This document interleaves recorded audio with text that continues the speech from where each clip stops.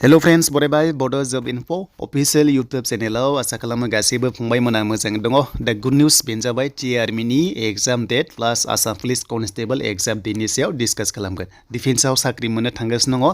टटेल बिटिसिआव साबेसे टिआरमि क्वालिफाइड जाना दङ फिजिकल टेस्टआव दा बेनि सायाव नोंथांमोना डाटाखौ फोरमायगोन। बेखायनो भिडिअखौ जोबजासिम नाय आरो एग्जाम डेट फैखाबाय थाबनो साख्रि बेनो जाबाय एग्जाम जोबनायनि दान मोनसेनि गेजेराव नोंथांमोननि फाइनाल लिस्ट बेनो जाबाय टिआरमि।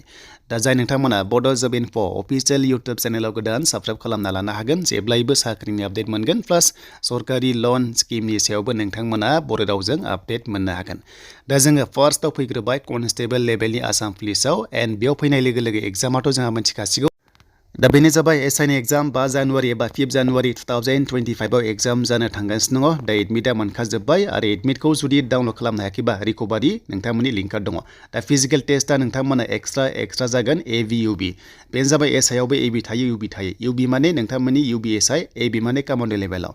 स' कामान्ड'नि खारनाया गोरासिन जागोन। दा एसआइ जोंहा इउबि होनोबा एसे रानिंआ एसे फिजिकेल टेस्टआ इजि जायो। जास्ट नोंथांमोना हौवाफ्रा 1600 मिटार्स आरो हिन्जावफ्रा 800 मिटार्सखौ खारनांगोन। एन्ड बेनिफ्राय जुदि कामान्ड' होनोबा एसे गोरा जायो 4.8 बेनिफ्राय 2.8 दङ खारनाया जोबोर स्ट्रं। थ' बेखायनो प्रेक्टिस खालामबाय था जायफ्रा कामान्ड' लेभेलाव एसआइ लानो थांगासिनो दङ। देन कनस्टेबल एग्जाम 2 मार्चआव जुदि जामारोबा नैबे दा बावैनो एसएलपिआरबि अफिसियेल नटिस फैसिगोन आरो साख्रिया 10 मेआव नोंथांमोना फाइनाल लिस्टखौहाय एबा एपइन्टमेन्ट लेटारखौ मोननो थांगोन बेखौ बुंदों चिफ मिनिस्टारा।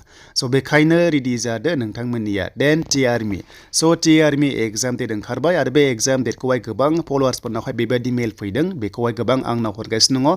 बेनो जाबाय रिटिन एग्जाम टिआरमि जायफ्रा physical test medical test qualified जाखाबाय आरो बे एग्जाम डेटखौ नायोबा 12 जानुवारि 2025 आरो फुंनि 5 AM दङ टाइमा। नोंथांमोना बेयाव थांनांगोन एन्ड एड्रेस दंखायो आरो बे एड्रेसा जाबाय नोंथांमोननि टिआरमिनिफ्रायनो हरनाय आरो बेनो जाबाय सि नाम्बाराव दङ APS Narengi Guwahati Google map use खालाम। जुदि आन्दायोबा नोंथांमोना एग्जाम सेन्टाराव थांबानो जाबाय डेट टाइम बेनिफ्राय सेन्टाराव। स' बेनो जाबाय नोंथांमोननि एपिएस नारेंगि गुवाहाटीयाव दङ। स' बेयाव नोंथांमोना डाइरेक्ट थांनांगोन आरो एग्जामखौ होनांगोन आरो बेयाव मा लांफानांगोन एग्जामाव डकुमेन्ट्सआ मा नांगोन। सेकेन्ड नाम्बाराव दङ कम्पालसरि लांथारनांगोन बेनो जाबाय एडमिट। स' नोंथांमोननि टिआरमिनि जि एडमिट दङना बेखौनो लांथारनांगोन प्लास आधार कार्ड कम्पालसरि नोंथांमोना लांथारनांगोन। दा बेनो जाबाय नै आधार कार्ड आरो लोगोसे एडमिटआ कम्पालसरि बेखौ नायबानो जाबाय सेकेन्ड नाम्बाराव दङ। जुदि बेखौ लाङाबा हाबनो मोननाय नङा। गोबां स्ट्रं एग्जाम खालामो इण्डियान आर्मिनिफ्राय। दा बे जाबाय नोंथांमोननि एग्जामनि एडमिट सायाव। स' दानिया बे एग्जामाव नोंथांमोननिया ब्लेकजों आरो ब्लुजोंहाय लिरनो मोनगोन डट पेनआ। थ' मोननैबो लांनो हागोन जेरावनोखि नोंथांमोना कम्फर्टेबल। ब्लेकजों साबसिन जायो एग्जाम लिरनायाव। मबाइल फन केलकुलेटर नोंथांमोना इलेक्ट्रनिक्स जिनिसफोरखौहाय लांनो मोननाय नङा। जुदि लाङोबा नोंथांमोना डिसक्वालिफाइड खालामजागोन। दा बेखायनो मोजां एग्जाम हैबानो जाबाय एन्ड बयनिसिमबो अल द बेस्ट थाबाय।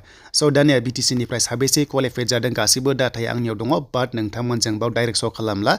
जे साबेसे दङ होनोबा आं नोंथांमोननि नाम्बार्सखौ खोन्थागोन। बेनो जाबाय टटेल बिटिसियावहाय 355 केन्डिडेट्सआ क्वालिफाइड जाना दङ। बेनो जाबाय फिजिकेल टेस्टआव।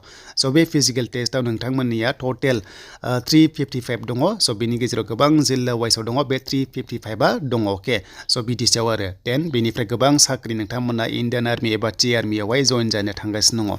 स' बेनिफ्राय दानिया बे 355नि गेजेराव डिस्ट्रिक्ट वाइसआव बेसेबां दङ बेबो आंनियाव दङ बाट नोंथांमोन आङो दायो मोनसे कमेन्ट सेक्सनाव फिन खालामना दोनबाय। डिसक्रिपसनाव चेक खालाम जे बाक्सायाव बेसेबां दङ क'क्राझाराव बेसेबां दङ बेखौ नोंथांमोना चेक खालामनो हागोन।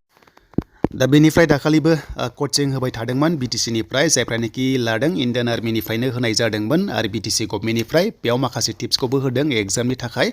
दा जायफ्रानोखि लादोंमोन नोंथांमोना बेनिफिट जागोन बा नोंथांमोना एसे आइडिया मोनसिगोन। दा डिस्ट्रिक्ट वाइसआवहाय बेसेबां पस्ट दं बे गैया नाथाय नोंथांमोननि अभारअल पस्टआसो नर्थ इस्टआव दङ नालाय। दा बेनिखायनो बयनिसिमबो अल द बेस्ट थाबाय। एग्जामा गोबां कम्पिटिसन जागोन मानो होनोबा केन्डिडेटआ गोबां दङ। दा बेनो नोंथांमोननि थाखाय लेटेस्ट आपडेट।